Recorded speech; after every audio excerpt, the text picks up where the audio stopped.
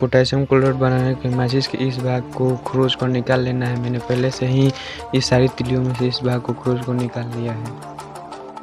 माचिस के इन सभी तिलियों के बारूद को गर्म पानी में डालकर अच्छे से मिला लेना है।